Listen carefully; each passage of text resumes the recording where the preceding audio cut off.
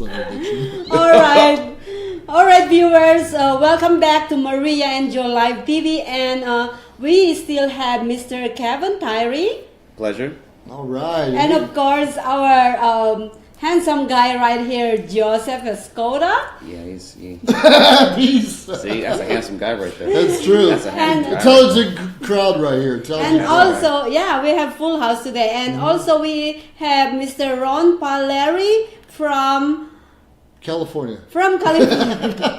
And also we have some other people wanted to actually Skype in. And also we have some other interviews that happened before the show. But for technical difficulties, it's still technologies, all right? They are meant to be make our life easier, but unfortunately it doesn't work that way.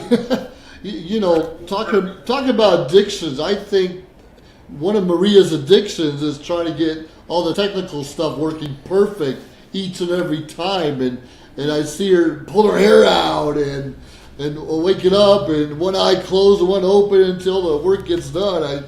I think that's one of your challenges, one of your addictions. Yeah, no, well, I am the kind of person that's perfectionist. So when the show goes on, I want it all perfect. And I did that, as you can see over here. I did everything actually set, and when I open it, it doesn't go the right way.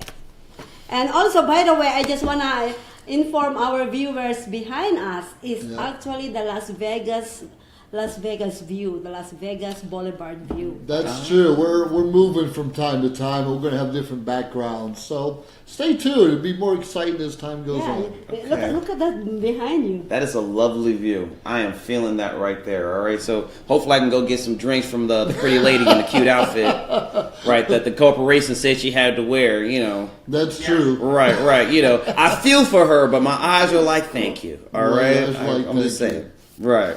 Well, hey, Ron, we kind of cut you a little short on the first segment, so we want to go back to your story a little bit about some of the triggers of what ails you and some of your addictions. What are some of those triggers?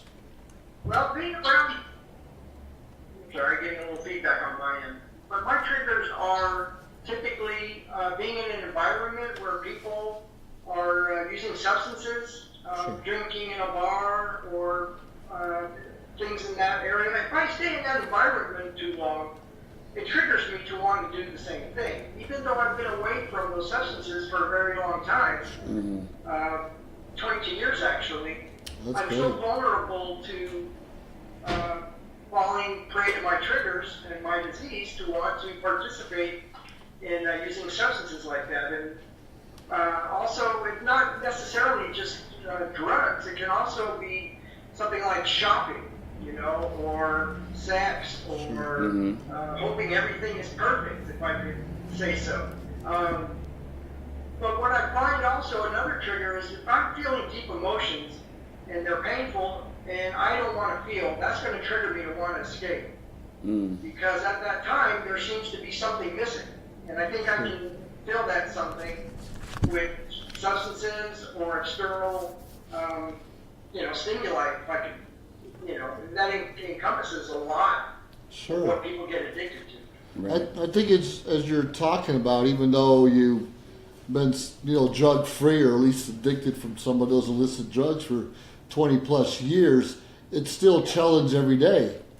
And sometimes you find another void, like you said, sex, alcohol, shopping, gambling for a lot of people. So you find another way to cope with it, but it's still always there.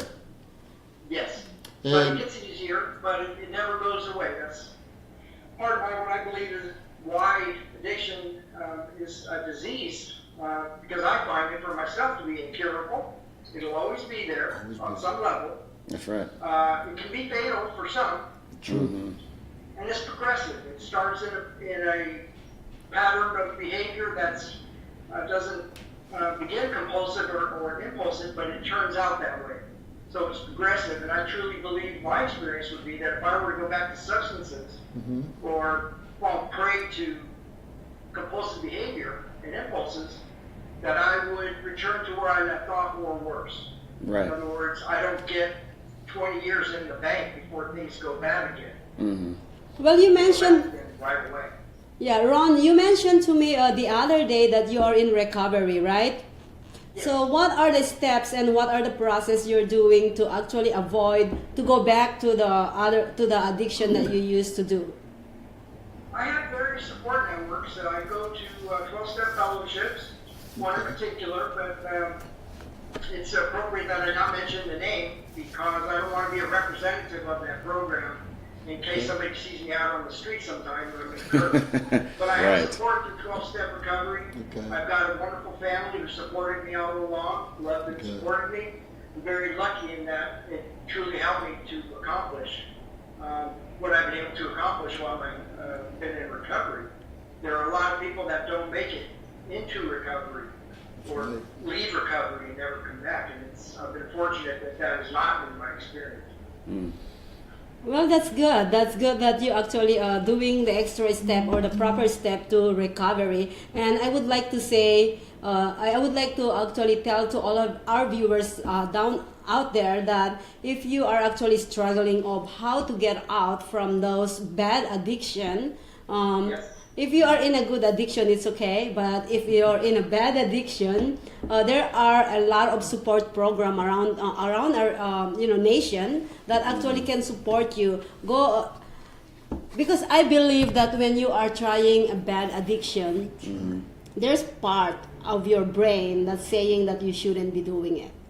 Yeah, that's correct. Usually. So when you have, when that actually, it's just kind of like a two-face of your brain. So one saying that, yes, let's do it, including all the pressure from friends for you to do peer it. pressure. But I know that there's a part of your brain that's saying don't do it. Try to listen to that and run to any support group. And try to ask for help. You can go to your doctor, to your priest, to what else? Well, there's a lot of places. I mean, Alcoholics Anonymous is great with their STEP program, and what always comes out anytime someone goes for help, almost always the first thing comes out is denial. Right. Even when you're admitting that, hey, I have this problem, please help me, and then they kind of put it back out at you and put up a mirror. Well, we deny it, and we think we can get over it by ourselves. And sometimes we can, and sometimes we can't. So you guys are saying that acceptance is the main, the first step to actually go over with your addiction. Yes and no, because there's many that thing called, and you can correct me if I'm wrong here on this. A lot of things called thinking errors when it comes to addictions of this type. So when you have those, and there's many different kinds. There's the they compelled me to do it. There's other people have done it. There's I need this. There's helplessness. There's a variety of different excuses that people will hold on to because, as we just said, those addictions try to heal something that we don't know how to face and fix ourselves. So so it's so much. In my experience, I would say it's like cracking the mirror, much less reflecting the mirror. Because sometimes you're going to be like, you're going to look at it and you're not even going to accept what you see. Absolutely. So you have to actually force someone to actually break through and say, this is what's going on. This is what's actually got you in this situation. Right. You need to actually be honest about what's going on with you and actually start taking the journey. Versus just thinking everything is I'm okay, you're okay, which is another thinking error. So it's a variety of different things, but my experience, I found the best one is just to be kind of upfront, not rude, but be just very straightforward and say, this is what's going on, this is what you're dealing with, and let them marinate on that, and hopefully you'll have them go with you on the journey for them to be better. Sure, that old adage, tough love. Yes, Tough love, absolutely. To get some people to change because they're not capable of seeing, or they're in, like Joe said, in denial about what's going on in their Big life. time. Right. So it takes a support group, usually Sure. family, to make a point to that person that you need help. Oh yeah, I spent most of my adult life in the military, and it's great. But I've been all over the place. I'm not going into details about the Gulf War and all that. But a lot of us leave the military with depression, post-traumatic stress, anxiety, nightmares. The list goes on. And of course, the the psychologist, usually the doctor, wants to give you medication. Yep. Get you under the influence of a legal drug. Right. But you're a zombie in some cases. Right. And what I've noticed a lot of my peers, besides talking to psychologists like me and other counselors, they turn to alcohol or other drug, even marijuana, because it seems like the lesser of the evils, even though our doctors are pushing on these stronger drugs. Well, self-medication, I think, Self-medication. is the the motivation is to self-medicate. If you're not getting, good results from a doctor's medicine, you're going to get your own medicine. And Yep. typically they're street Yeah. and alcohol. It's always available. Always Right. available. That's right. And it always works to a point. You Right. numb your feelings to a point until the consequences take over, and those consequences then become the addiction. Right. Or the evidence of addiction. Right, because then that becomes your self-fulfilling delusion of this is what it takes for me to be okay, despite the duality, the emotional duality of it, or the confliction about it. Because now that becomes, well, if this is going to be okay, and the people that's in my circle allow it to be okay, then it starts to build up that fantasy that you've created, and until it's crashed by a family friend or a member, or God forbid for some people, the police or the death of a loved one, you know what I mean? Or just legal situations, going to court, whatever the case may be, any of those situations. And then you have to actually take a good long look at what it is you're doing versus how other people say it. That's good. You talked about delusion and fantasy, our own world we live in, and we think it's perfect, or we don't let people in. And we live like a double life in some cases. Very much so. Functional drunks we hear about. They have a couple drinks before they go to work and they seem perfectly normal. Right. But they're under that addiction. Maybe at lunch they're getting a couple more drinks. Maybe after work a couple more drinks. Or sometimes we know Or 13 people keep a drinks. bottle in their car. Right. Yeah. 13 Patron drinks. 13 See. Patron drinks. That sounds like a weekend. Okay, we're digressing here. That sounds like a fun weekend. We're digressing here. Yeah. Okay. Well, be honest, you drink a lot too. Me? No. This is how I roll, all right? Just to show that I have my stuff in situation. Obviously, alcohol is never my issue, so when I have a show, because I'm an entertainer, I will have a couple drinks. I have a 2-drink minimum. I usually have that with some food, and then I'm out of here. I will leave because it doesn't help me. It doesn't help my throat by drinking by an excessive amount. If I'm not playing for a while, then sure, I have drinks and I'll hang out and I'll keep it moderation because I don't like walking around. So I'll time it and pace it, like someone who actually took the TAM card is supposed to do, right? And that's how I operate. But for other things that I know is a trigger for me, like you saw for yourself, I work, right, my main thing is step number 1, avoid. That way, because my trigger is powerlessness. That is my thing. My thing is, if I feel like I don't have control of the situation, Sure. then I feel that I will make a faulty mental mistake that could be costly. So I try to avoid those things at all cost. Yeah, that's pretty big because you realize you have a problem in this area. Yes. And your best way to deal with it is to avoid the situations. Yeah, Whatever avoid it, be gets you upfront there, about it. like you mentioned with the drugs or alcohol, if you're at a party, it can be prevalent. Even in it could be a church group when they can be doing those things. We don't know because it's prevalent. We all know someone who's addicted to something. Right. And even though we're talking more about the illegal drugs or the alcohol or the negative things that we're addicted to, it's a big deal. We know people addicted to those, and we know people addicted to maybe healthier choices also, like exercise and, Yes. and cooking and eating right. Yes. Yeah, I know. How dare those people come out? Right. How dare you eat some meat? You're sacrilegious. I know. I had tofu today. I don't know how that happened. Why would you do that to It yourself? was an accident, I'm sure. Oh, okay. All right. See, you've gotten over it, though. I'm gonna tell you. You've gotten over it. 2 weeks ago, I had turkey bacon, and I got sick. I know that's why I got Really? sick. Yeah. I love turkey bacon. This was the first time. I think I was sick like for 2 weeks. I'm sorry to hear that. Me too. Well, now we know. So I'm blaming the turkey bacon. You know what? So give the turkeys to me. We'll give the pigs to you, and we'll all get. Everybody's happy. Everybody's happy. Right. All right. All right. Well, right now we're gonna thank you so much, Ron. Is there anything else that you wanna actually let our viewers know? What advice can you give them? How to avoid this kind of situation, or how to avoid ahead of time before you get into that situation. That's what I meant. Sure. So go ahead and say anything that you could actually contribute to our viewers. Sure. I think that the necessity is to recognize if you're feeling like you want to avoid your feelings, that is a big, big clue that you're going to use substance to numb yourself from those feelings. Sure. You know, and part of addiction is also for sex addicts or shopping addicts or anything you can name. The addiction comes from the brain, and the adrenaline that the term getting and using of whatever your addiction is triggers. You know, the adrenaline is an addictive substance. We always want to feel that good adrenaline.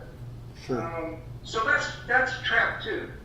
But as far as for the viewers, I would recommend that if you do feel lonely, or if you feel like no one else and you're unique and alone, that you aren't, that help is possible, and it's time to take a step and do something to make your life worth living. Because if you're anything like me, for a long time my life wasn't. I started with suicide prevention, and that's just one of many avenues. But reach out. You're worth it. Trying to work that. Right. Thank you for having me. Hey, we appreciate you, Ron. Thanks for sharing with us. Thank you, sir. Thank you. And that is Ron Paleri from Foster, California. Foster, California. Thank you so much, Ron, and keep in touch, sir. Thank you. Thank you. Pleasure to meet you. Wow. All right, so we just had Mr. Ron Paleri shared his addiction and how he actually recovered and still on recovery actually. Right, Yes. Ron Pinelli. Ron Pinelli. 22 years, he says, and still struggles. That's right. That's right. Once you get to those kind of situations, they never go away. Those kind of things are something that's always a part of you. And I found, I'm sure he said it, he would probably, I hope he would agree, but for people in those situations, they realize that if they just kind of act like they're past it and they're over it, that's the malaise and the laziness. And then you put yourself in a situation where now you've picked it up all over again in a new way. Sure. And so the best way to avoid those is to always say, I'm never over it. I'm always going to have this issue. So now you always have this diligence. You always have this self-awareness of making sure that you don't fall into those same situations again. You know, that's a real good point, because if we just don't acknowledge we have the issue, we kind of avoid it and get lazy. Yeah. We don't develop those skills to deal with it. That's We correct. don't develop the skills to, like you said, we never get over it, but how do we deal with it when it's confronted? Because it's going to happen. Somebody's going to offer you a drink, a drug, or invite you to a party that you don't know what's going on, but you have to develop those skills to deal with it. Right, right. So, Good point. yeah. Yeah, well, we also have Mr. Tony Benton is trying to call us and share his contribution to our topic. Tony Benton, all right. Yes. Tony so- Bell, that sounds like a stage name. I like that. We all have I like, yeah. Anthony Benton. It's like, hey, Yeah. Yeah. However, there's some issues. We've been trying back and forth for a while now, Sure. and it's not actually going through. But anyways, I just want to inform the viewers also that I had an interview with this guy. His doctorate with, I think, communication. Okay. Yeah, Okay. and he doesn't want to actually put his name out there. But I have the video, but I couldn't actually transfer Sure, it in sure. our show. But anyways, he said that he is addicted to traveling. He loves to go to Paris. He want to go all over the world. Sure. okay. So did he say how that affected him for that kind of addiction for us financially? 'Cause that's the first thing that I think That's about. the first thing I would think of also. That's what I Right, I'm like, dog, your job better be fucking beautiful. Your your job got to be like the tops, because I'm like, how are you gonna just travel every 3, 4, 6 months? Yeah, he It's traveled. fun, but I could hit you in the pocketbook. Yeah, I would say so. Yeah, so that's one of the addiction, and also the other addiction that when I put the poll on social Yeah. media. By the Yes. way, you didn't do it.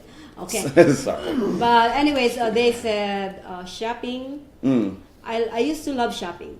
Sure, Oh well, I still love shopping. of course. But I am the kind of shopper. I'm an impulsive shopper before, and that's literally really negative addiction, because you can actually lose all your money or spend all your money, and so it's really bad. After a few years, Yes. I became very smart shopper. Good for you. So see, I got through all those addiction type of addiction. The only thing that I cannot go through it, please help me. No, just kidding. Is the 13 shot tequila, Patron tequila. That's the only one. You know what? Hey, man, it sounds like a fun weekend to me. But, I am a Vegas entertainer, so, yeah, I'm probably not the best person in that example. So, I just like to watch drunks you- like you. Yes. see, that's a whole nother subject. Right? But it does... No everything. Right. It does go to one thing, though, and it goes to an emotional dissonance that you have on the inside that you're not dealing with. Right. All of these things have that one commonality. Commonality. Right. There's an emotional issue that you are not facing that has to deal with whatever that issue is. And because we, as a rule, try not to face that or deal with that, then we go to these other things. That's true. Right, rather the That's true. right, binge eating, sexual addiction, porn addiction, alcohol, Absolutely. drugs, whatever. So But I'm not addicted to alcohol. no, I didn't say that. Of course I not. didn't say that. 13 shots sound very That normal. sounds pretty good. 13 shots sound very normal. You bringing that up because Valentine's Day wasn't too far. That's correct. Ago. That is- And those of us that had dates or at least significant others, we had a good time for the most part. But Right. some people are struggling that they didn't have a significant other. That's true. Or they maybe lost someone, maybe through divorce or death recently. Right. Or whatever the case is, so that affects them. And like I said, maybe binge eat for the day, maybe have a couple more drinks than they want to, maybe indulge in other things that they should have no business doing because they're trying to fill that void. Right. Now, I will say this. I used to be one of those people, and I would always be one of the people that would be like, well, how come I'm not in a relationship? How come no one's down for me? Blah, blah, blah, blah, blah. And then after this past relationship that I was in for 5 years, I finally found my own center. Which was beautiful. It was something I've never had in my life until, of course, I hit 40. Go figure. Right. So, right. So now Yeah, when I age. go through those, right, yeah, age can You're be. almost as old as Maria. Look at that. Oh, girl. Oh, I say that. Did I say that? Oh, see? Shade. No, I'm kidding. No. So, for a lot of these people Yeah. that feel like they're less than, you're not. It just didn't work out, or you guys couldn't talk it out. That happens. Or, you lost somebody, God be with them and all that good stuff. But those things happen. But it doesn't mean that you're less than. It doesn't mean that you're not a person that's worthy of love. You just have to know that you are worthy of the love that you need to give to yourself. And once you love and respect yourself, everything else goes on. Now, right. Now, to put into perspective, obviously with divorces, relationships, deaths, that takes time. And we get that. That's an emotional Process. Right. But at the end of it, you'll get back to the person that you were before, if not something close to it, as long as you trust your process and you're not destructive with it. But it starts with just self-love and facing your issues head on. Yes, that's true. That's true. You have to actually have that confidence in you that you are pretty. You are. I was gonna say better than everybody, but no. But See that You're right there? pretty, Maria. Yeah, she's pretty and better than everybody. Do the hair flip, girl. I'm better than everybody. no, I'm easy, that's not breezy, even- beautiful, baby. I think you need this scarf more than I do, so you can just be like, That's not even true, okay? That's not even true. But what I meant for that, about that is, as long as you have that self-confidence. Absolutely. Yeah, that's the main thing. absolutely. Just don't be afraid to walk in what you know and who you are.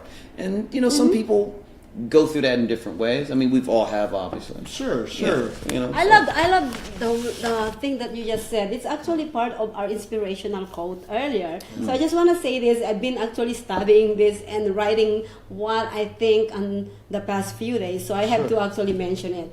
I was saying that to improve the golden moment of opportunity and catch the good that is within our reach is the great art of life. Great art of life. Yes, and we may think there is a power involved in every action we take, but more likely change is due to want that power. Right. And when a person changes in a new one or better choices of what to do or choice of activities, that doesn't make sense, but anyways, the better they become. Okay. Yeah, making decisions of which we should do right or wrong are sometimes difficult, especially with the variables in life, like what you said, diet. Yes. That's correct. Sure. So I just remember. See, Yeah. I know that you're gonna say that in this show. That's Oh why no! I write See, it down. she had that ESPN is what it is. She had that ESPN. Is that what it is? Yeah, she was just like, I knew you were going to say that, and LeBron got the triple double. Right, right. She, you know, Absolutely. that's what it is. I got you, girl. I got you. See. Yes. Anyways, this is the end. We actually went overtime on our third segment. We're gonna go on our fourth segment when we come back. All right. So- Stay tuned. We'll be back shortly. This has been Maria and Joe. Thanks. And Kevin time.